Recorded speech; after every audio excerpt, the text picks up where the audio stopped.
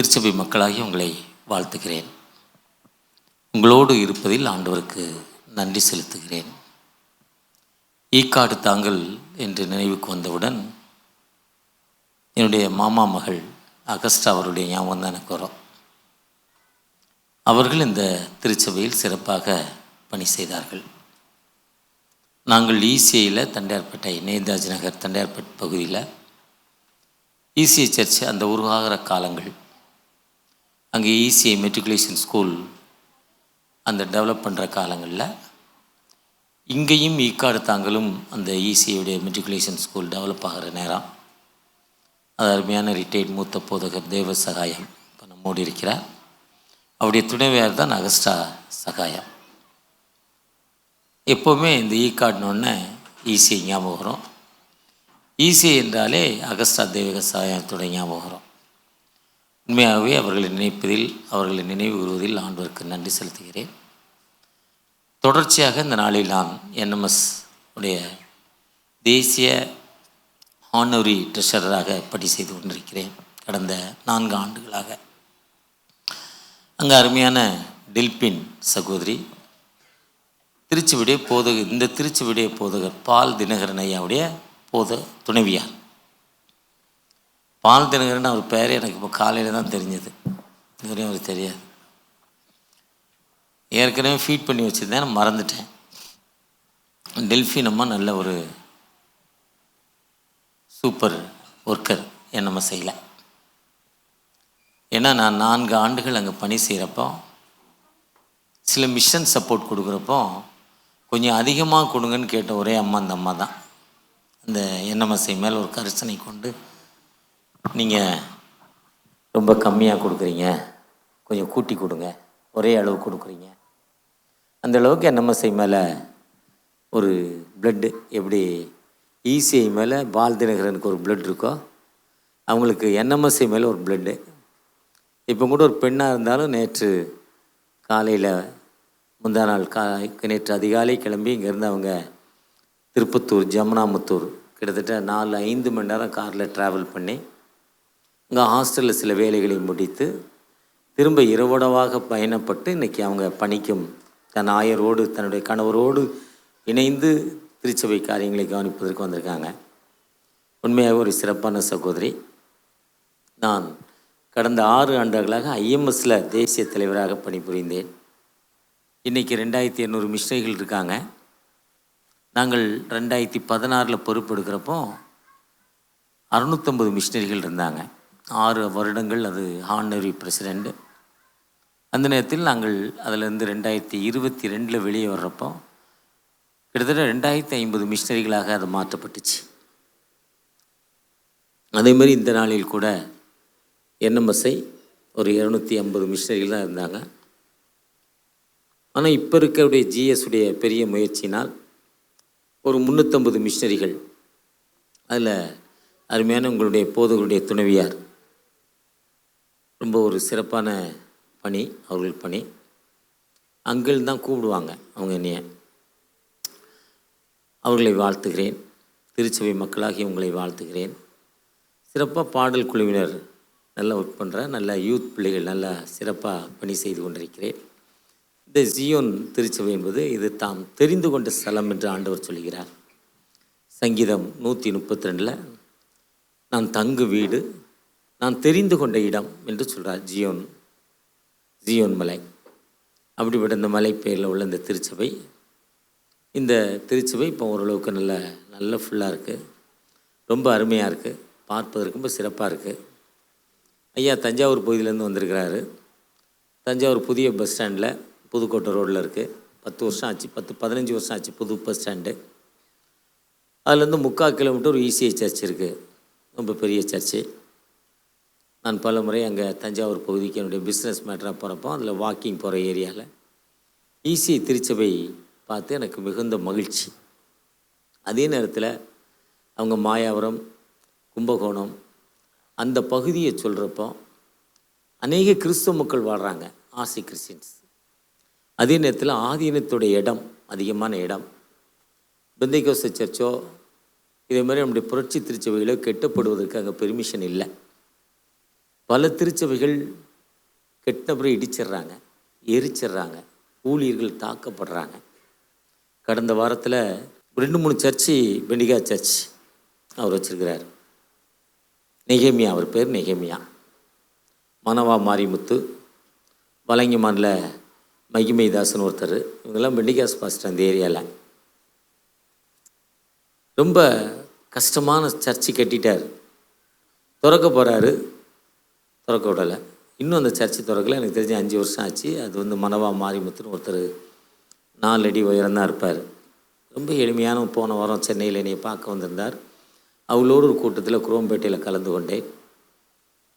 அதுக்கு முந்தின வாரத்தில் அந்த நெகேமியா சொல்கிறார், அண்ணாச்சி ஒரு சர்ச்சுக்கு போகிறேன், ஊருக்குள்ளே விட மாட்டாங்க, அடிப்பாங்க, இருந்தாலும் போகிறேன்.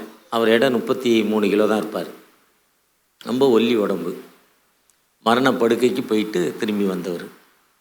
இருந்தாலும் போகிறேன், நீங்கள் ஜெபம் பண்ணுங்க அண்ணாச்சி என்ன அவர் சொல்லிட்டு போனார். அவர் நைட்டு எனக்கு ஃபோன் பண்ணல. அது சண்டே இரவு. அடுத்த நாள் காலையில் வாக்கிங் போகிறப்போ அவருடைய ஞாபகம் அவருக்கு ஃபோன் பண்ணேன். அண்ணாச்சி போனேன், ஒரு கூட்டம் தடுத்தாங்க. அதில் ஒரு மனிதர் வந்தார். அந்த ஆள் உங்களை என்னடா பண்ணார்? அந்த ஆள் ஜெபம் பண்ணிட்டு போகிறார், அவரை ஏன்டா தொல்லைப்படுறீங்கன்னு சொன்னார் ஒரு பெரிய மனிதர்.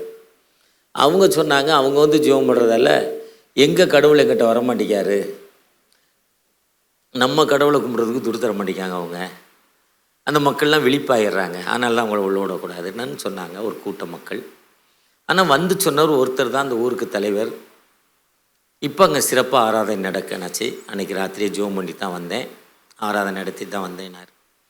அந்தளவுக்கு வித்தியாசமான ஏரியாவில் அவங்க வட இந்தியாவில் யூபியில் கடந்த 6 மாதங்களுக்கு முன்னால் நடந்த சம்பவம் என்எம்எஸ்ஐ மூலமாக எனக்கு வந்த ரிப்போர்ட். சண்டே மார்னிங் இப்போ 6 மணி சர்வீஸ்னால் இந்த குருவானவர் பக்கத்தில் இருக்க போலீஸ் ஸ்டேஷனில் போய் அங்கே எஸ்பி ஆஃபீஸில் எழுதணும், நான் 6 மணிக்கு சர்வீஸ் நடத்துகிறேன். காலையிலே சைன் பண்ணணும். சைன் பண்ணி தான் சர்வீஸ் நடத்தணும். யூபியில் ஒரு டிஸ்ட்ரிக்டில் நடந்த சம்பவம் கடந்த 6 மாதங்களுக்கு முன்னால். அதே மாதிரி எல்லா பாஸ்டரும் போயிட்டாங்க. ஐயா வருவார் உட்கார், ஐயா வருவார் உட்கார்னு உட்கார வச்சுட்டு ராத்திரி 9:30 மணிக்கு எல்லாத்தையும் வெளியே விட்டாங்க. அன்றைக்கி சண்டே சர்வீஸை எங்கேயுமே நடத்த முடியல. ஐஎம்எஸுடைய ரிப்போர்ட் என்னென்னா, இந்திய மிஷினரி சங்கத்துடைய ரிப்போர்ட் என்னென்னா, அவங்க இன்றைக்கி அதிகமான ஞானஸ்தானம் யூபியில் தான். நான் 6 வருஷம் ஐஎம்எஸில் பிரசிடெண்ட்டாக இருக்கிறப்போ அதிகமான ஞானஸ்தானம் யூபி தான். ஆனால் கடந்த 15 ஆண்டுகளாக கிட்டத்தட்ட 100கணக்கான திருச்சபைகள் கட்டப்பட்டு திறக்கப்பட முடியாத நிலைமையில் இருக்குது. அதே நிலைமை தான் வட இந்தியாவில் என்ன நிலைமை இருக்கோ அதே நிலைமை தான் கும்பகோணம், மாயாவரம், தஞ்சாவூர். இவ்வளோக்கும் கிறிஸ்தவ மக்கள் ரொம்ப அதிகமான பகுதி. அந்த பாஸ்டர் ஐயரம்மா சொன்ன பிரகாரமாய் ரொம்ப ஒரு பின்தங்கின ஒரு பகுதி. ஜெபியுங்கள், நிச்சயமாக ஆண்டவனும் ஜெபத்தை கேட்பார். ஜெபத்தை கேட்டு தான் ஒரு நல்ல அரசை நமக்கு தந்திருக்கிறார். நம்ம மேலே பற்றுதலான அரசு. நாம் யாருக்கோ ஜெபித்தோம், ஆனால் ஆண்டோடைய திட்டம் ஒன்று. நம்ம யாருக்கோ ஜெபித்தோம், ஆனால் அதை விட சூப்பர் ஆள் நமக்கு தந்துட்டார் ஆண்டவர். அதுதான் உண்மை.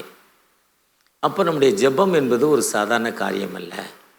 அந்த தஞ்சாவூர் பகுதியுடைய அந்த ஊழியத்துடைய மினிஸ்ட்ரி கேட்குறோம். நானும் 10, 15, 20 ஆண்டுகளாக அந்த பகுதி பாஸ்டர்ஸோடு ஒரு நல்ல ஒரு தொடர்பில் இருக்கிறேன். வருஷத்தில் 2 தடவை 3 தடவை போவேன். இப்போ கூட ஒரு பெண்டிகா சர்ச் டெடிகேஷனுக்கு ரெடியாக இருக்கே, எப்போ வரீங்கன்னு கேட்டுக்கிட்டு இருக்காங்க. அப்படிப்பட்ட நிலைமையில் நம்முடைய ஈஸி திருச்சபை அங்கே வளர்ந்து கொண்டிருக்கு. அதில் நல்ல பெரிய சர்ச்சு அந்த தஞ்சாவூர் பஸ் ஸ்டாண்ட்லேருந்து தஞ்சாவூர் கோயிலுக்கு வர வழியில் இருக்குது, லெஃப்டில் இருக்கும்.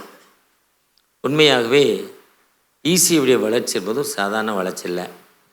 நானும் என் துணைவியாரும் நேபாளம் போயிருந்தோம். நேபாளில் ஒரு பின்தங்கின ஒரு பகுதி. கடந்த 5 ஆண்டுகள் 7 ஆண்டுகளுக்கு முன்னால் காலையில் ஒரு ஏர்போர்ட்டில் இறங்கி, அந்த ஏர்போர்ட் பேர் மறந்துருச்சு. இது நார்த் ஈஸ்டில் முக்கியமான ஒரு ஏர்போர்ட்டு. பாக்டோக்ரா மாதிரி, கல்கட்டா மாதிரி முக்கியமான ஏர்போர்ட்டு. இறங்கி நல்ல பூரி வாங்கி கொடுத்தாங்க, திருப்தியாக சாப்பிட்டோம். அங்கேருந்து 150 கிலோமீட்டர் 8 மணி நேரம் ட்ராவல் பண்ணோம். எத்தனை மணி நேரம் காரில், இனோவா காரில் 150 கிலோமீட்டர் 8 ஹவர்ஸ் ட்ராவல் பண்ணோம்.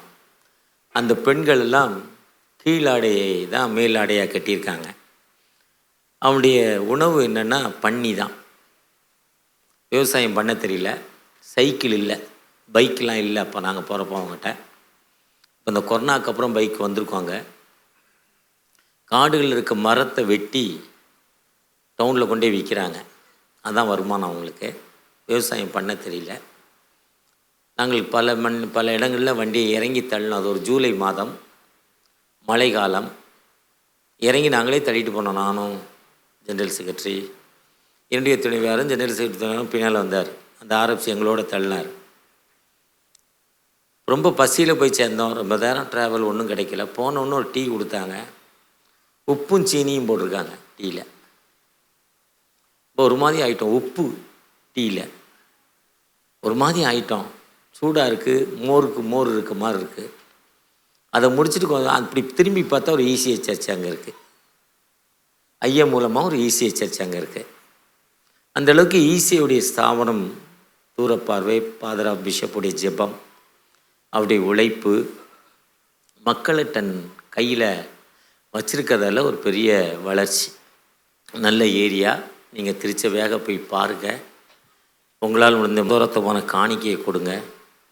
ஆண்டவர் நம்மை வழி நடத்துவார். இந்த நாளில் creation speaks, listening to gods என்று சொல்லப்படுது. படைப்பு பேசுகிறது, இயற்கையில் இறைவன் குரலை கேட்டல். படைப்பு பேசுகிறது, இயற்கையில் இறைவனின் குரலை கேட்டல். இயற்கையில் ஒலிக்கும் இறைவனின் குரல். படைப்பு பேசுகிறது, இயற்கையுள்ள கடவுளின் குரலை கவனித்தல். படைப்பு பேசுகிறது, இயற்கையுள்ள கடவுளின் குரலை கவனித்தல். படைப்பின் குரல் இயற்கையின் வழியாக கடவுளின் சத்தத்தை உணர்தல். படைப்பின் குரல் இயற்கையின் வழியாக கடவுளின் சத்தத்தை உணர்தல். ஆண்டோடைய படைப்பு எல்லாமே நல்லது நல்லது நல்லது என்று கண்டார். ஜெனிசியஸ் தொடக்க நூல் ஆதியாகமம் 1ஆம் அதிகாரம் 7ஆம் 6ஆம் நாளோ எல்லாவற்றையும் படைத்த பின்பு தமது சாயலாய் மனிதனை உருவாக்கினார். தனது சாயல். தான் ஒரு நிலை கண்ணாடி முன்னால் போய் நின்று தன்னுடைய முகம் எப்படி இருக்கோ அப்படி. ஒருவேளை ஆயர் பால் தினகரன் மாதிரி என்னை மாதிரி ஒல்லியாக கருப்பாக இருக்கலாம். இல்லை மூத்த ஆயர் கலராக வந்திருக்கிறாரு, அவருக்கு அவரை மாதிரி கலராக இருக்கலாம். பிடி ஸ்டூடெண்ட் ஒரு தம்பி தாடி வச்சுட்டு வந்திருக்கான், அவரை மாதிரி இருக்கலாம். இந்த அழகாக இந்த கம்ப்யூட்டர் ஆப்ரேட் பண்ணுற தம்பி மாதிரி இருக்கலாம். அவர் சாயலில் கடவுளை உருவாக்கினார். அதனால் கடவுளுக்கு உருவம் என்னதென்று யாருக்கும் தெரியாது. கடவுளுடைய உருவம் என்னைய மாதிரி இருக்கார் கடவுள், அவ்வளோதான். அவங்க கடவுளை வேறு மாதிரிலாம் வரைஞ்சி வச்சுருக்காங்க. ஆனால் கடவுளுடைய குரல், கடவுளுடைய உருவம் இப்படி தான் இருக்குன்னு சொல்லாது. ஆனால் மனிதனுக்கு மட்டும் ஒரு செப்பரேட் கொடுத்தார். இப்போ மிருக ஜீவன்கள், பறவைகள் என்ன பண்ணுது? ஓடுது, சாப்பிடுது, தூங்குது, இன உற்பத்தி பண்ணுது, அவ்வளோதான். அது வேறு ஒன்றும் அதுக்கு மேலே டெவலப்மெண்ட்டே கிடையாது. அப்படி ஒர்க்கே உணவு, சாப்பிட்றது, ஒரு குறிப்பிட்ட நேரத்துக்கு தூக்கம், வேறு வேலை இல்லை. யானையை பார்த்தீங்கன்னா வால்பாறையில் போனீங்கன்னா யானை இயற்கையாக பார்க்கலாம். அது மேலே பெரிய மண், யானை முதுகில். எதுக்கு மண்ணள்ளி போட்டிருக்குன்னா வெயிலுடைய தாக்கம் அது உடலுக்குள்ளே போகாதபடி அது யானையை தன் மேலே மண்ணள்ளி போடுதான். ஆனால் இயற்கையாக அது சாப்பிட்ட புல்லை தான் சாப்பிடுது, சாப்பிட்ட வாழைப்பழத்தை தான் சாப்பிடுது, சாப்பிட்ட பலாப்பழத்தை தான் சாப்பிடுது. பலாப்பழம் எங்கே இருக்கோ அங்கே வந்துடும் யானை கூட்டம். அதுக்கு மேலே டெவலப்மெண்ட் ஒன்றும் இல்லை. ஆனால் மனிதனை பாருங்கள், 65 நாள் ஆனால் கோழியை சாப்பிட்டா தான் சூப்பர் டேஸ்ட்டுன்னு 65 நாள் குஞ்சு பொரிச்சது 65ஆவது நாள் சாப்பிட்டானா அந்த கோழியோட டேஸ்ட்டு ரொம்ப நல்லா இருக்குமா. அதுக்கு தான் அதுக்கு சிக்கன் 65 பேர் வச்சானா. அது இன்னைக்கு வந்தது இல்லையா, மனுஷன் உருவான நாள்லேருந்து அவ்வளோ டேஸ்ட் பண்ணி அதில் இன்னைக்கு எத்தனை விதமான சிக்கன், விதவிதமான தந்தூரி சிக்கனுங்கிறான், சிக்கன் 65ங்கிறான், திருநெல்வேலி நாகர்கோவில் கேத்தல் சிக்கனுங்கிறான். கேத்தல் சிக்கன் 65 மசாலா போட்டு பொரித்து அதை எடுத்து திரும்ப அதில் கொஞ்சம் மசாலா போட்டு அதை வித்தியாசமாக கேத்தல் சிக்கனுங்கிறான். இப்படி எத்தனை விதமான சிக்கன், எத்தனை விதமான மட்டன், ஃபிஷ்ஷில் எத்தனை விதமாக, கடல் உணவில் எத்தனை விதமான உணன். அவன் பார்த்தான், மூங்கில பார்த்து 2 மூங்கில் உராசிச்சு. அது 2 மூங்கில் உராசணும். அதுலேருந்து பிளட்டு வந்துச்சு, அதுலேருந்து நெருப்பு வந்துச்சு, ஃபயர். அந்த ஃபயரை பார்த்தோன்னே அதில் உணவு உற்பத்தி பண்ணான். பறவையை பார்த்தான், அதே மாதிரி பறக்கணும்னு நினச்சான், ஃப்ளைட்டை கண்டுபிடிச்சிட்டான். மீனை பார்த்தான், அதே மாதிரி நீந்தணும்னு நினச்சான். இவங்க கடலில் போய் கப்பல் போட்டு வச்சு அழகாக மீன் மாதிரி நீந்துவதற்கு பார்த்துட்டான். நேற்று வாட்ஸ்அப்பில் பார்த்தேன், ஒருத்தர் 4 ட்ரம்மை வச்சு அதுக்கு மேலே பலகையை போட்டுட்டு அதுக்கு மேலே சைக்கிளை கட்டி சைக்கிள் பக்கத்தில் ஒரு துடுப்பு வச்சு சைக்கிள் மிதிச்சு போட்டு ஓட்டிகிட்டு போய்கிட்டு இருக்கார் கேரளாவில். ஏன்னா கேரளா போனாலும் சரி, வெஸ்ட் பெங்கால் போனாலும் சரி, நிறைய இடத்துல அந்த ஆற்றை தாண்டுவதற்கு நிறைய பாலங்கள் இல்லாமல் இருக்குது. இன்றைக்கும் அந்த போட் வழியாக தான் கேரளாலேயும் போகணும், வெஸ்ட் பெங்கால்லையும் போகணும். 2 கம்யூனிஸ்ட் நாடு. இப்போ கம்யூனிஸ்ட் குறைஞ்சிருச்சு. போட் வழியாக அநேக யூபிலி ஆற்றுல போட் வழியாக தான் கேரளாவில் நாங்கள் என்எம்எஸ்ஐயில் போகிறோம். அதே மாதிரி கேரளாவுக்குள்ளே போனாலும் பிஸ்னஸ் மேட்டராக நிறையா ஊருக்கு போனேன். ஆனால் மனிதன் பாருங்கள், இருக்க டெவலப் ஆகிக்கிட்டு இருக்கான் அவனுடைய மூளைக்கு தகுந்த மாதிரி. ஆனால் மனிதனுக்கு பாருங்கள், கிட்னி ஃபெயிலியருங்கிறான், ஸ்டோனுங்கிறான், அம்மா சொன்ன மாதிரி ப்ரெஷரு, சுகரு எல்லாம் இருக்குது. ஆனால் அந்த அம்மாவுடைய நம்பிக்கை ரிசல்ட் சரியானதாக சாட்சி சொல்லுவேன். ஆனால் மழை வருமனே கொடையை எடுத்துகிட்டு போனா பாருங்க, அதுதான் விசுவாசம். மழைக்காக ஜெபம் பண்ண பாஸ்டிங் ப்ரேயர். அந்த பாப்பா கொடையை எடுத்துகிட்டு வந்துட்டா. என்ன பாப்பான்னா, இப்போ என்ன பண்ண போகிறோம்? இதுதான் விசுவாசம். விசுவாசம் இருந்து நம்பப்படுகிற உறுதியும் மேகம் போன்று இத்தனை திரளான சாட்சிகள் சூழ்ந்திருக்க பாரமான யாவத்தையும் தள்ளிவிட்டு விசுவாசத்தை துவக்குறவரும் முடிக்கிறவங்க இயேசுவை நோக்கி. இன்றைக்கி மனுஷனுக்கு தான் ப்ரெஷர் இருக்குது, சுகர் இருக்குது, தைராய்டு இருக்குது, சால்ட் இருக்குது, ஸ்டோன் இருக்குது, கிட்னி ப்ராப்ளம் இருக்குது, எத்தனை வியாதி மனுஷனுக்கு இருக்குது. அந்த ஒரு 80-82 வயசில் மூளையில் ஒரு அட்டாக் வருது, அதுக்கு ஒரு ஊசி போடுறான். 83 வயசில் ஒன்றும் பழச்சிக்கிறான், இல்லை அவுட் ஆகிடுறான். அதோட கதை முடிஞ்சிச்சு. சொல்லித்தான் போடுறான். 85 வயசுக்கு 83 வயசுக்கு மேலே வர ஒரு ஸ்ட்ரோக்கு. இப்போ ஸ்ட்ரோக்கு நிறைய ஸ்ட்ரோக்கு வந்துட்டு, காலில் ஸ்ட்ரோக் வருதுங்கிறான், கையில் ஸ்ட்ரோக் வருதுங்கிறான், ஆப்ரேஷன் பண்ணுறப்பே ஸ்ட்ரோக் வந்து செத்து போகிறான். ஆனால் மிருகத்துக்கு இது வயதில்லை. ஏன்னா படைப்பு பேசுகிறது. கடவுள் கழுதையை கூப்பிட்டாராம், உனக்கு ஒரு 120 வருஷம் கொடுக்குறேனாராம் கழுதைகிட்ட. கழுதை சொல்லிச்சான், தோத்திரம் வேண்டாம், எனக்கு ஒரு 20 வயசு 10 வருஷம் இருந்தால் போதும். ஏன்னா அழுக்கு துணியாக ஏற்றி விடுறான், போகிறப்போ ஒரே நாற்று அடிக்குது, வர்றப்போ ஏற்றிட்டு வந்தால் துவைச்ச துணியாக கொடுக்குறான், அது நல்லா இருக்கனால இந்த பொழப்பு எனக்கு வேண்டான்னுச்சான். கடவுள் 30 ஆண்டுகள் கழுதைக்கு கொடுத்தாரா. அதுக்கப்புறம் கழுதைக்கு அப்புறம் நாயை கூப்பிட்டாராம், உனக்கு ஒரு 80 வருஷம் கொடுக்குறேனாராம் நாய்க்கு. நாய் சொல்லிச்சா, வேண்டாம், இது ஓடி வேண்டாம்ப்பா, எனக்கு வேண்டவே வேண்டான்னு 10 வருஷத்துக்கு மேலே நாய் வேண்டான்றிச்சான். குரங்க கூப்பிட்டாரா, அதுவும் 10 வருஷத்துக்கு மேலே வேண்டான்றிச்சான். மனுஷனை கூப்பிட்டாரான், உனக்கு ஒரு 25 வருஷம் கொடுக்குறேன்னாரான். 30 வருஷம் 20 வருஷம் கொடுக்குறேன்னாரான். அவன் சொன்னானா, இல்லை 150 100 வருஷம் எனக்கு வேணும்னானா. மனுஷனுடைய ஆசை.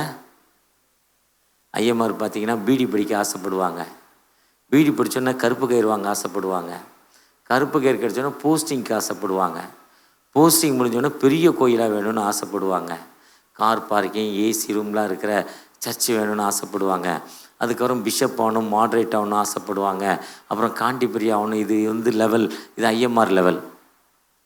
பிஸ்னஸ் மேன் பார்த்திங்கன்னா சாதாரணமாக ஒன்றும் இல்லாத இருக்கிற பிஸ்னஸில் இப்போ நாங்கள் ஆரம்பத்தில் பார்த்திங்கன்னா 40 50 60 வருஷத்துக்கு மேலே ரொம்ப பின்தங்கின நிலைமை. டாப் மோஸ்ட்டுக்கு போகணுன்னு நினச்சோம். பிஸ்னஸில் டாப் மோஸ்ட்டுக்கு வந்த பிறகு எங்களுடைய ஆசை நிற்கலை, இன்னும் டெவலப் ஆகணும்னு அந்த வெறி. இதுதான் மனுஷன். கடவுள் சொன்னாராம், இல்லை உனக்கு 20 வருஷம்தான்னாராம். இல்லை எனக்கு 10 உடனே கடவுள் சொன்னாராம், அந்த கழுதைக்கு கொடுத்த 30, நாய்க்கு கொடுத்த 10, அப்புறம் குரங்கு கொடுத்த 10, இப்போ எவ்வளோ ஆச்சு? அதுதான் 90 10 சொல்லுது மனுஷனுடைய ஆயுசு நாட்கள். அதுக்கப்புறம் அதுக்கப்புறம் உபத்திரமும் சஞ்சலமும் வருத்தமும் மேன்மையும். அதுக்கப்புறம் குழந்தைக்கும் ஒரு நாய்க்கும் ஒரு கழுதைக்கும் ஒரு குதிரைக்கும் ஈக்குவல் ஆகிடுறோம். யாராவது ஒருத்தர் இப்படி தான் சொல்லுவாங்க, அந்த கிழமை ஒன்று வீட்டில் இருக்கு, எங்கெங்கே போகிறது. ஒரு மாடு கட்டி போட்டிருக்கேன், பால் கறக்கணுங்க, எங்கெங்கே போடுறது. இதுதான் மனிதனுடைய ஆயுசு நாட்கள். ஆனால் கடவுள் கொடுத்த அந்த 20 ஆண்டுகள் அவன் கிரேஸ். இந்த வாழ்விய பிள்ளைகளை பார்த்தோன்னா ஜாலியாக இருக்கும், எதுக்கும் கவலைப்படாது, நல்லா சந்தோஷமாக இருக்கும். அடுத்த 10 வருஷம் பார்த்திங்கன்னா அந்த ஓட்டம் வாழ்க்கையில் நல்ல துணை வேணும், நல்ல பிள்ளை வேணும், நல்ல ஸ்கூல் வேணும். ஸ்கூலுக்கு போய் 4 மணியில் லைனில் நின்று எல்கேஜி சேர்க்க நாய் ஓட்டம் ஓடணும். அடுத்த 30 வருஷம் ரொம்ப போராட்டம். அடுத்த 10 வருஷம் குரங்கு மாதிரி பேரம்பேத்திட்ட குதித்து காட்டிக்கிட்டே இருக்கணும். இதுதான் லைஃபு. அழகாக சொன்னார். நான் இப்போ சொன்னதை விட எனக்கு ரொம்ப தெளிவாக சொன்னார். எனக்கு அது சரியாக பிடிபடலை. திடீர்னு ஞாபகம் வந்து இந்த டைமில் ஞாபகம் வந்து சொல்கிறேன். ஒருவேளை இதுதான் இயற்கை. நம் கடவுளுடைய சத்தத்துக்கு நாம் செவி கொடுக்க வேண்டும், கடவுளுடைய வார்த்தைக்கு செவி கொடுக்க வேண்டும். அதுதான் யோபு 12:12 சொல்கிறார், முதியோர்களிடத்தில் ஞானமும் வயது சென்றவர்களிடத்தில் புத்தியும் இருக்கும். 12:12 முதியோரிடத்தில் ஞானமும் இருக்குமே. இது நம்ம என்ன சொல்கிறோம், உனக்கு ஒன்றும் தெரியாது உட்கார். வயசானவங்களை சொல்கிறோம், அம்மா அப்பாவை சொல்கிறோம், தாத்தா பாட்டியை சொல்கிறோம். ஆனால் அவங்க எத்தனை அனுபவம், எத்தனை அடி, எத்தனை வேதனை. 20 வயசில் எவ்வளோ அடி, 25 வயசில் வாழ்க்கையில் இதை செஞ்சோம், இதனால் ஃபெயிலியரு, இதை இப்படி செய்யக்கூடாதுப்பா, அதை இப்படித்தான் செய்யணுப்பாங்கிறப்போ புரியாத நிலைமை. வாழ்க்கையில் வேகமாக முன்னேற வேண்டும், ரொம்ப வேகமான பணக்காரன் ஆகணும்னு நினச்சி எதையாவது ஒன்று செஞ்சு மாட்டி. ஆனால் உழைக்க வேண்டும், பணத்திற்காக இல்லை. ஆண்டவர் கொடுத்த உடல் உழைப்பு, பணத்தை நோக்கி உழைக்கக்கூடாது. ஆனால் அந்த உழைக்கிறப்போ ஏற்ற காலத்தில் பணத்தை கொடுக்கும் ஆண்டவர். நாங்களாம் ஒரு காலத்தில் 18 மணி நேரம், 20 மணி நேரம், 22 மணி நேரம் நாளைக்கு வேலை செஞ்சுருக்கோம். இன்னும் ஒரு சில நாள் ரெஸ்ட்டே இல்லாமல் 24 மணி நேரமும் வேலை செஞ்சுருக்கோம். வாரத்தில் 2 நாள் 3 நாள் எதிர்பார்ப்பில்லை. ஆனால் இன்றைக்கி டிஎஸ் ஃபேமிலிலாம் ஒரு மரியாதை. என்றைக்கோ உழைத்த உழைப்பு ரெவென்யூ. என்றைக்கோ மாங்கொட்டையை போட்ட மாங்கொட்டை நிலத்தை வெடிக்க வச்சு மேலே வந்துச்சு. மேலே வந்த செடி 6-7 வருஷம் கழித்து கனி கொடுக்க ஆரம்பிச்சது. இன்றைக்கி 25-30 வருஷம் ஒரே ஒரு மாங்கொட்டை லட்சக்கணக்கான மாங்காய் கொடுக்கு. ஐயரம்மா சொன்னாங்க, 100 ரூபாய்க்கு பாக்கெட் விற்றாங்க, அங்கே போட்டாங்க, கொண்டாந்து 100 ரூபாய்க்கு ஒரு பாக்கெட் விற்றாங்கன்னாங்க. எந்த அளவுக்கு அது கனி கொடுத்துருச்சு பாருங்கள். ஆனால் எத்தனை வருஷம் கழித்து. இதுதான் உழைப்பு, இதுதான் ஞானம். ஒருவேளை நமக்கு இருக்குது எவ்வளவு சேலரிங்கிறத விட நம்முடைய உழைப்பு எவ்வளவு, அதுதான் இயற்கை. எவ்வளோ உழைப்பு, எவ்வளோ உழைக்கிறோம், உழைப்புக்கேற்ற ஊதியத்தை கொடுக்கும் ஆண்டவர். நம்முடைய எஜமான் ஊதியத்தை கொடுக்க வேண்டாம், நம்முடைய நண்பர்கள் கொடுக்க வேண்டாம். நம்ம கடவுள்கிட்ட எந்த அளவுக்கு வேலை செய்கிறோமோ அந்த அளவுக்கு உழைப்பு. என்னுடைய ஃபிக்ஸட் டிபாசிட்டில் ஆண்டவர் ஃபிக்ஸ் பண்ணிக்கிட்டே இருக்கிறார். அது ரெவென்யூயா, இஎம்ஐயா, எவ்ரி மந்த் இன்ஸ்டால்மெண்ட்டாக எனக்கு கொடுத்துக்கிட்டே இருக்கிறாரு. ஒரு காலத்தில் கலெக்ஷனாக 15 நாள் 20 நாள் ராத்திரி பகலாக நான் எத்தனையோ நாள் வேனில் தூங்கியிருக்கேன், பஸ் ஸ்டாண்டில் தூங்கியிருக்கேன், படுக்காமே இருக்கேன், வேனில் கொசுவில் படுத்துருக்கிறேன். ஆனால் இன்றைக்கி சில மணித்துளிகளில் நாங்கள் பல நாட்கள் போராடினதை சில மணித்துளிகளில் அந்தளவுக்கு அந்த உழைப்பு, அந்த வருமானம் ஆண்டவர். அதுதான் ஞானம், கடவுள் கொடுக்குற ஞானம். அதுதான் நீதிமொழிகள் 15:33 சொல்லுது, கர்த்தருக்கு பயப்படுதல் ஞானத்தின். நம்ம யாருக்கு பயப்படணும், கர்த்தருக்கு பயப்படுறப்போ அந்த கர்த்தர் நமக்கு எல்லா நிலையிலும் உயர்வை கொடுக்கும் ஆண்டவர். அதுதான் ஏசாயா 33:6 சொல்றார், கர்த்தருக்கு பயப்படுதல் பொக்கிஷம்ங்கிறார். ஏசாயா 33:6 பூரண ரட்சிப்பும் ஞானமும் அறிவும். உங்களுக்கு பூர்ண ரட்சிப்பு, ஞானம், அறிவு, wisdom, knowledge and salvation, saving. இது என்னது, ஸ்ட்ரென்த்து. அடுத்து சொல்லுங்க, fear to the Lord treasure. கர்த்தருக்கு பயப்படணும். வாழ்க்கையில் யாருக்கு பயப்படுறோம், கர்த்தருக்கு பயப்படணும். பயப்படுறோமா? பயப்படுறதில்லை. ஒரு பையன் நம்ம பால் தினகரன் மாதிரி ஒரு ஐயாட்ட போய் பேசிகிட்டு இருக்கப்போ, கத்தியை தீட்டாதே புத்தியை தீட்டுனாராம். அவன் கேட்டான், கத்தி இரும்பு, அதை கல்லுலேயோ இரும்புலையோ போட்டு சரட்டுன்னு தெரிஞ்சால் ஷார்ப் ஆகும். புத்தி உள்ளே இருக்குது, ஓப்பன் பண்ணால் 7 செகண்டில் அவுட்டு, 7 செகண்ட் தான். இப்போ மனுஷனால் பிடிக்க முடியாது, பிளட்டும் பிரெயின் தான். பிரெயினையும் டச் பண்ண முடியாது, பிளட்டும் கண்டுபிடிக்கல. இது ரெண்டையும் கண்டுபிடிச்சா கடவுள் இல்லைன்றான். பிளட்டும் செயற்கை பிளட்டு கிடையாது, மேனுஃபேக்சரிங் கிடையாது.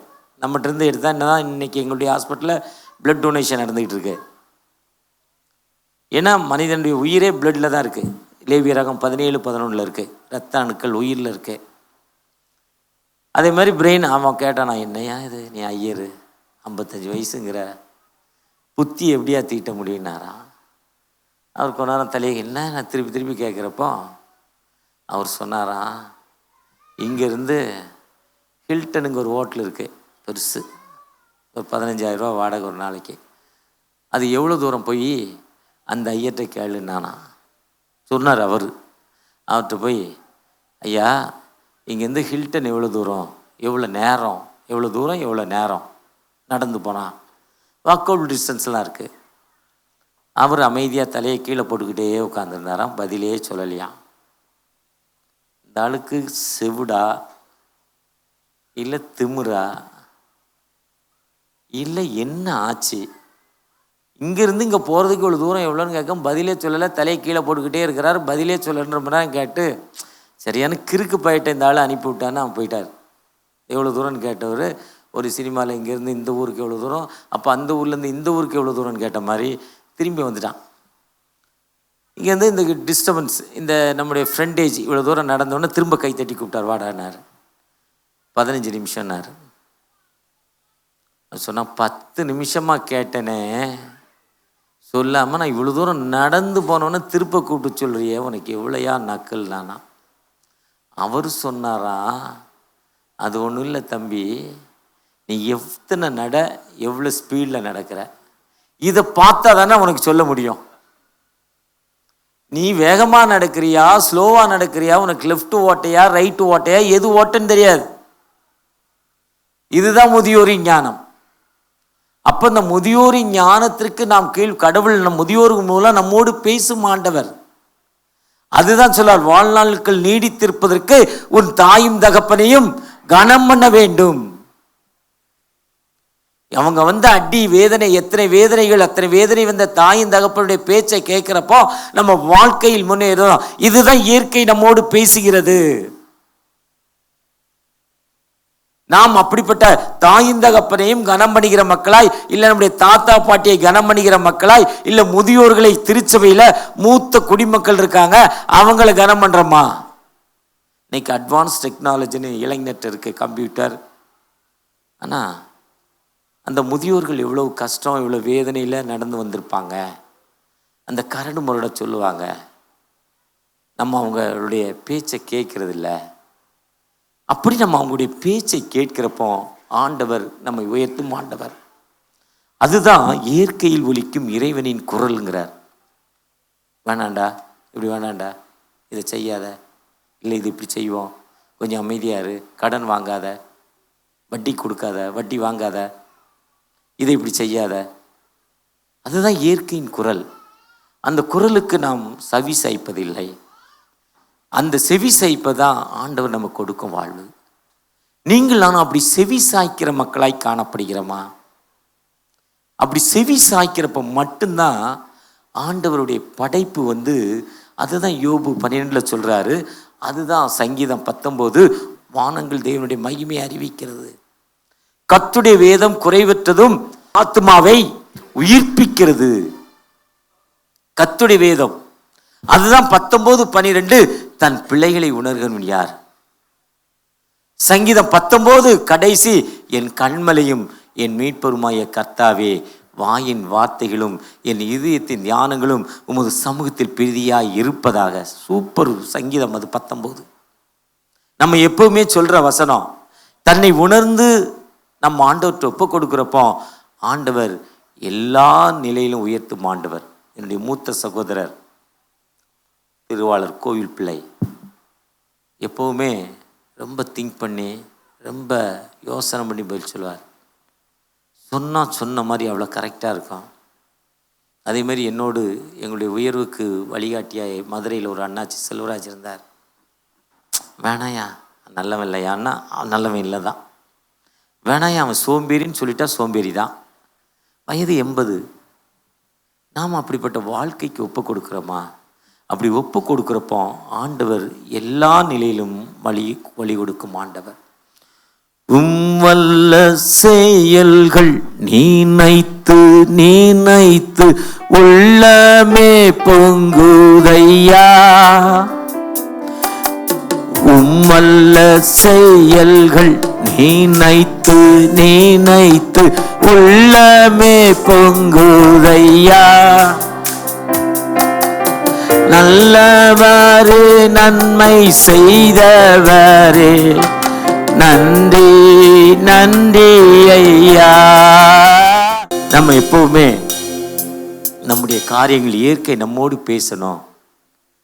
நம்ம செய்கிற காரியங்கள் நல்லதாக இருக்கணும்னா நம்ம ஆண்டவருடைய சன்னிதானத்தில் காத்திருந்து ஜெபித்து செய்யவா வேண்டாமா செய்யவான்னா நம்மோடு பேசும் ஆண்டவர். அதுக்காக நேரே வந்து முன்னன்னு சொல்கிறவர் இல்லை. பஸ் ஏறுமுன்னா இன்றைக்கி ஏறாதரா வீட்டுக்கு வந்துடுவோம்.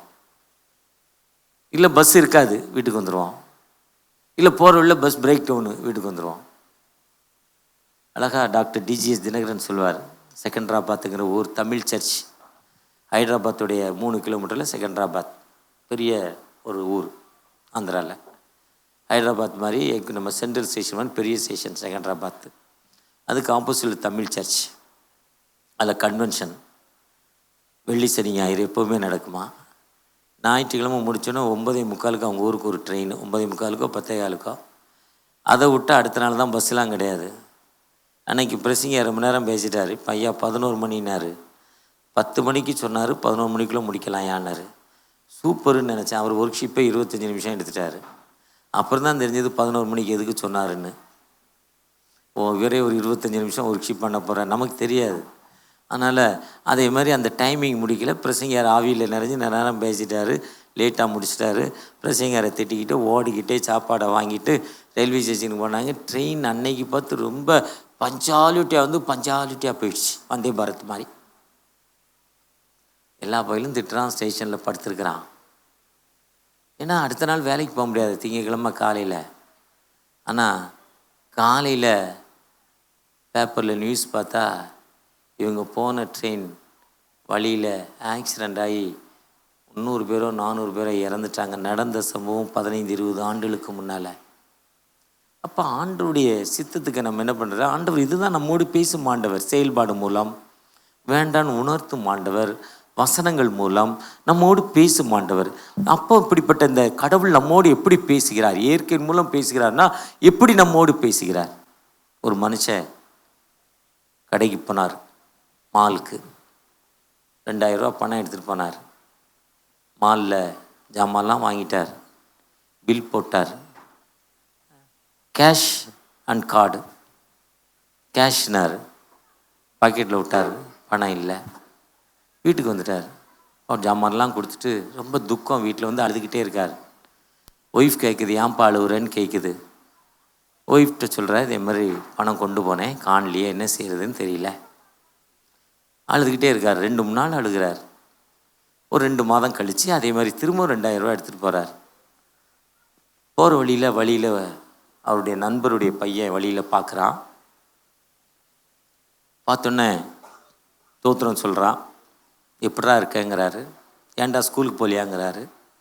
ஸ்கூல் ஃபீஸ் கட்டலை, யூனிஃபார்ம் இல்லை, டீச்சர் வராத சொல்கிறாங்க. போன வருஷமே ஃபீஸ் பேலன்ஸ் இருக்குது. அப்பா இல்லை, அம்மாவுக்கு முடியல, தங்கச்சிக்கு ஃபீஸ் கட்டணும், இப்படிலாம் சொல்கிறான். இப்போ என்ன பண்ணணுங்கிறாரு. ஃபீஸ் கட்டணும், யூனிஃபார்ம் வாங்கணும், ஷூ வாங்கணும். எவ்வளோடா ஆகுங்கிறாரு. 2000 ரூபா ஆகுங்கிறான். உடனே பையில் இருக்க 2000 ரூபா எடுத்து கவன்ட்ட கொடுத்துட்டாரு. வீட்டுக்கு போயிட்டார். வீட்டில் போய் ஹாப்பியாக இருக்கார். ஒய்ஃப் கேட்குது, ஏன்பா 2000 ரூபா கொண்டு போய் எங்கப்பான்னு கேட்குறாங்க. இதே மாதிரி என் நண்பருடைய பையன் வந்தால் அவனுக்கு ஃபீஸ் கட்டணும், கொடுத்துட்டு வந்தேன். அன்னைக்கு 2000 ரூபா தொலைச்சிட்டு வந்து அழுத, இன்றைக்கி சந்தோஷமாக இருக்கிறியேன்னு கேட்டாங்க. இதுதான் வாழ்க்கை சந்தோஷம். அதுதான் லூக்கா 12 சொல்கிறார். 24 2:12 24 காகங்களை கவனித்து பாரு. அது 10 வீடு கட்டி வாடகைக்காக விட்டுருக்கு, ஃபிக்ஸடாக பண்ணியிருக்கு, 25 சேலை 30 சேலையாக வச்சுருக்கு, ஒன்றும் கிடையாது. காக்கா, அந்த காக்கா சொன்னால் அது காக்காக்கு அது கிளியை சொல்லுது, கிளி சொல்லுது நான் அழகானவன் சொல்லுது. கிளியை ஒருத்தன் பிடிச்சிட்டு போனவன் அழகான கிளி பேசுங்களின்னு நாக்க சுட்டுதான். அம்மா சொல்லு அப்பா சொல்லுன்னு பூண்டை சுட்டுதான். இந்த காக்கா கருப்பாக இருக்குன்னு இதை பிடிக்கல. பிடிச்சிட்டு போன கிளி என்ன ஆகுதுன்னு பார்த்தா அவளை சூடு பண்ணி அவளை பேச வைக்கிறான். என்ன இது லைஃப்னு பார்த்துக்கோ. அடுத்த நாள் அமாவாசையோ பௌர்ணமியோ இருக்கிறையும் மாமனாருக்கு சோறு போடாதவா அன்னைக்கு வடையும் பாயா செஞ்சு காக்கா காக்கான்னு கூப்பிட்டு காக்கா லாங்குவேஜில் தாய்மொழியில் கூப்பிட்டு காக்காவுக்கு சாப்பாடு கொடுக்குறா. அதுதான் சொல்கிறேன், அந்த காக்கா தனியாக சாப்பிடாம இருக்கிற காக்காவெல்லாம் கூப்பிட்டு சாப்பிட்டுச்சு. அது காக்கான்னு கூப்பிட்டோம், இது காக்கான்னு கத்தனோடனே 100 காக்கா வந்துச்சு. இதை தான் பராசக்தியில் கலைஞர் அழகா சொல்கிறாரு, அந்த காக்காவை கவனித்து பாருங்கிறாரு. இந்த வசனத்தை வாசித்து அவர் சொல்கிறாரு. ஏன்னா அதே மாதிரி இந்த கூடி வாழுதல், கூடி வாழுதல், பகிர்ந்து வாழுதல், அதுதான் அப்போஸ்தலர் 4ஆம் அதிகாரத்தில் ஆதி திருச்சபை மக்கள் பகிர்ந்து கொண்டார்கள். கடந்த வாரத்தில் வியாழக்கிழமை நினைக்க பர்ணபாபா தான் முதலாவது தனக்கு இருக்கிற சொத்தை கொண்டு போய் அங்கே அப்போஸ்தலருடைய பாதங்களில் வச்சுட்டா, பகிர்ந்து கொண்டான். நீங்கள் நானும் இன்னைக்கு இயற்கை நம்மோடு பேச வேண்டும் என்றால் நான் பகிர்ந்து கொண்ட மக்களாய் காணப்படுகிறோமா? நீ எதுக்குமே கவலைப்படாதான். வெளிப்படுத்தல் 22:1 வாசிங்கன்னா அவர் ஊருக்கு நடுவில் தண்ணியை உருவாக்கிட்டாரு, மரத்தை உருவாக்கி பழத்தை உருவாக்கிட்டாரு. நீ எதுக்குடா கவலைப்போ, சோத்துக்கு கவலைப்படாதன்னு அந்த 22:1-5 வெளிப்படுத்தல் நீ வாசிக்க கேட்ட பகுதியில் சொல்லுது. அப்போ நம்ம எதுக்குமே கவலைப்படாமல் நாம் இருக்கிறவரை அந்த லூக்கா 24:31 வாசிப்பா. 31 34 35 வசனங்கள். முதலாவது தேவனுடைய ராஜ்யத்தையும் உங்களுக்கு உண்டானதை விட்டு தரித்திரருக்கு கொடுங்கள். எனக்கு என்ன இருக்கோ அதை என்ன பண்ணணும், அதுதான் மகிழ்ச்சி. இங்கே தான் கடவுள் நம்மோடு பேசும் ஆண்டவர். மிஷனரிகள் இன்னைக்கு பெரியார் டேம் கூடலூர் கம்பத்து பக்கத்தில் அதை கெட்டின ஒரு பேரை மறந்துட்டேன். கவர்மெண்டில் பெரிய பணம் கொடுத்தாங்களாம். அதை கெட்டினாலும் அந்த டேம் உடஞ்சிட்டான். அதுக்கப்புறம் அதை கெட்டுறதுக்கு தன் கல்யாணம் பண்ணுறப்ப தன் மனைவிக்கு கொடுத்த சீரை விற்று அந்த டேமை கட்டினாராம். அதனால் இன்னைக்கு பென்குயிக், அவர் பேர் பென்குயிக். இன்றைக்கி அந்த மக்கள் அந்த பகுதி கிட்டத்தட்ட அந்த கூடலூர் வண்டி பெரியார் அங்கே இருந்து 600 கிலோமீட்டர் வரை ராமநாதபுரம் வரை அவர் பெயர் சொல்லப்படுதுன்னா தன் வாழ்வை அர்ப்பணித்தார். தனக்கு இருப்பதை தன் சொந்த பணத்தை கட்டி அந்த டேம் கட்டினார். மிஷனரிகள் தனக்குன்னு வச்சுக்கல. சாரா டக்கர் தன்னுடைய சொந்த பணம், சொந்த நகை சர்ச்சில் ப்ரமோஷன் பண்ணி பெண்கள் கல்விக்காக பாளையங்கோட்டையில் இன்றைக்கி 4000 பிள்ளைகள் படிக்கிற சாரா டக்கர் பள்ளியை கட்டினாங்க. ஒருவேளை இவங்கெல்லாம் நம்ம சமகாலத்தவர் இல்லை, நெட்டில் டவுன்லோட் பண்ணி பார்க்குறோம். நம்முடைய சமகாலத்தவர் நம்முடைய ஃபாதர் பிஷப். எல்லா ஈசிய சர்ச்சும் அவர் பேரில் இருந்தாலும் தனக்குன்னு அவர் எதையுமே வச்சுக்கல. அதனால இவ்வளோ பெரிதான ஒரு வளர்ச்சி, ஈசியுடைய வளர்ச்சி, இவ்வளோ பெரிதான வளர்ச்சிக்கு காரணம் என்னென்னா தன்னுடைய பேரில் அவர் எதையும் வைத்துக்கொள்ள, தன்னுடைய பேரில் இருந்தாலும் தனக்குன்னு எதையுமே உடைமாக்கி கொள்ளாமல் மக்களுக்காக ஆண்டவர் கொடுத்த பணியை சரியாக செய்ததால் தான் இன்றைக்கி ஃபாதர் ஆஃப் பிஷப்னு எல்லா சர்வீஸ்லையும் ஈஸியில் சொல்லிக்கிட்டு இருக்கோம். அர்ப்பணிப்பு.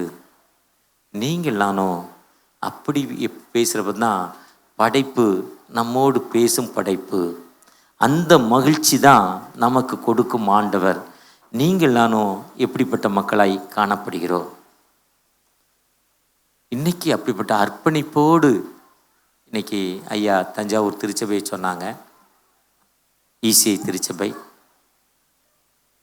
கட்டப்படுவதற்காக அந்த ஐயரோட ஐயரம்மா ஆதங்கமாக பேசுகிறாங்க. ஏன்னா அந்த ஜெபம், அர்ப்பணிப்பு. நீங்கள் நம்மை அர்ப்பணிப்போடு அந்த பணியில் தம்மை இணைத்து கொள்ள. ஒருவேளை நான் ஐஎம்எஸ் என்எம்எஸ் மிஷன் பற்றி கேட்டிங்கன்னா, எவ்வளவோ பாடுகள் மத்தியில் மிஷனரிகள் இன்றைக்கி பணி. இன்றைக்கி ஐஎம்எஸில் உத்தரப்பிரதேசில் ஞானசனம் அதிகம் என்ன. ஆனால் இன்றைக்கி தமிழ் மிஷனரிகளை அனுப்பலை. இந்த வருஷம் அனுப்ப முடியல. அனுப்புனா ஜெயிலு. தமிழ் மிஷனரி போய் அப்படி பைபிளை எடுத்துகிட்டு போனால் வேறு ஒன்றுமே சொல்ல வேண்டாம். பைபிள் எடுத்துகிட்டு அப்படி ரோட்டில் நடந்தாலே அரெஸ்ட் பண்ணிடுறான், ஜெயிலுக்கு கொண்டு போகிறான், கோர்ட்டுக்கு கொண்டு வராங்க, ஜட்ஜி லீவ் போட்டு போயிடுறாரு. 1 வருஷம் 2 வருஷம் இதுக்கு பல லட்சம் செலவு பண்ண வேண்டியிருக்கு. லாயரை பார்த்து பெயிலும் கிடைக்கல, ஜாமீனும் கிடைக்கல. அப்படிப்பட்ட நிலைமையில் இன்னைக்கு ஒரு தாரு, அதாவது ராம்கருங்கிற ஒரு பணித்தளத்தை நான் சொல்லி முடிக்க போகிறேன். ராத்திரியில் 11 மணி என்னுடைய 6 வருஷ பயணத்தில் கடைசி பயணம் ராம்கர். நான், என் துணைவியார், ஜெனரல் செக்ரட்டரி, சென்ட்ரல் செக்ரட்டரியுடைய துணைவியார், அங்கே இன்னொருத்தர் சிவராஜ். 11:30 மணிக்கு போனோம் ஒரு கிராமத்துக்கு. இரவு குளிர். ஒரு அம்மாவுக்கு சரியான பேய். 1 மணி நேரம் எங்களை தொல்லை பண்ணிச்சு. 1 hour. அப்புறம் பேய் போயிடுச்சு. பொழிந்திடும் வல்லமை, இயேசுவின் ரத்தம் ஜெயம். தமிழில் போனால் அது எடுபடலை. ஹிந்தியில் பாட சொன்னோம் அந்த பாட்டை. ஹிந்தி தான் தெரியும் போலுக்கு அந்த பேய்க்கு. அதனால் ஹிந்தியில் பாடினோன்னே ஒரு 10 நிமிஷத்தில் அந்த அம்மா அந்த பேய் போயிடுச்சு. அதுக்கப்புறம் ஒரு சாட்சி சொல்லுது. ஒரு அம்மா மார்க் 5ஆம் அதிகாரத்தில் உள்ள லேகியோன், அதே மாதிரி அவங்க மகன் லேகியோன் அவங்க கனவுல கொண்டு வந்துருங்க. துணி இல்லை, கல்லுகளில் ரத்தம், உடம்புல காயம், விலங்கு. அழகான பையன், கங்கை புனித தலம் கிடைக்கல. இப்படி எங்கெங்கேயோ போகிறாங்க, கிடைக்கல. அப்புறம் ஒரு மிஷனரி சொல்கிறாரு, இங்கேருந்து 4 கிலோமீட்டர் ராம்கருங்கிற ஒரு ஊர் அவுட்டரில் மதராசிக்காரங்க ஒரு ஒர்க்ஷிப் பண்ணுறாங்க, அங்கே போங்க, அங்கே போய் ஜெபம் பண்ணுங்க, சரியாயிருன்னு சொல்லி விட்டாங்க. மகனுக்கு விடுதலை வேணும். அந்த அம்மா கூட்டிகிட்டு போச்சு, அங்கே போய் ஜெபம் பண்ணிச்சு. யாருமே இல்லை, இதே அளவு சர்ச். ஆண்டவர் ஜெபத்தை கேட்டு விடுதலை கொடுத்து இன்றைக்கி ஒரு சராசரி மனிதனாய் வாழ்ந்து கொண்டிருக்கிறார் அந்த பையன். ஒரு வாலிப மகன். இன்றைக்கி 27 வயது 30 வயது இருக்கும். ஒருவேளை இன்றைக்கி அதுதான் மிஷன், இதுதான் இயற்கை, இதுதான் காஸ்பல். நீங்கள் புறப்பட்டு போய் சகல ஜாதியும் சீஷராக்கி பிதா குமாரன் பரிசுத்தாவியினால் ஞானஸ்தானம் கொடுங்கள் வார்த்தையின்படி ஆண்டவருடைய உன்னத பணியை செய்ய ஆண்டவர் அழைக்கிறார். ஒரு விசை கூட கண்களை மூடி ஆண்டவரை நோக்கி பார்ப்போமா? ஆண்டவரை நோக்கி பார்க்கிறப்போ நிச்சயமாகவே ஆண்டவர் நமக்கு வாழ்வு கொடுக்கும் ஆண்டவர். அந்த ஆண்டவர் நமக்கு விடுதலை கொடுக்கும் ஆண்டவர். அந்த ஆண்டவரை நோக்கி பார்ப்போம். இன்பம் சுரந்திடும் திருமொழி கேட்டேன், இன்னல்கள் மறந்திடுவேன். இன்பம் சுரந்திடும் திருமொழி கேட்டேன், இன்னல்கள் மறந்திடுவேன். திருமறையே இசை நாதம், தேனிலும் இனிய வேதம். திருமறையே இசை நாதம், தேனிலும் இனிய வேதம். தரும் எனக்கானந்த சந்தோஷம், தரும் எனக்கானந்த சந்தோஷம். தீர்க்கும் என் இதயத்தின் தோஷம். சிலுவை நிழலில் அனுதினம் அடியா சாய்ந்திழை பாரிடுவேன். சிலுவை நிழலில் அனுதினம் அடியான் சாய்ந்திழை பாரிடுவேன். ஆம் தகப்பனே, உம்மை நோக்கி பார்க்கிறோம், கிருபையை நோக்கி பார்க்கிறோம். நீர் இயற்கை மூலம் பேசுகிற தகப்பன் அல்லவா? உம்முடைய குரலை கேட்கிற தகப்பன் அல்லவா?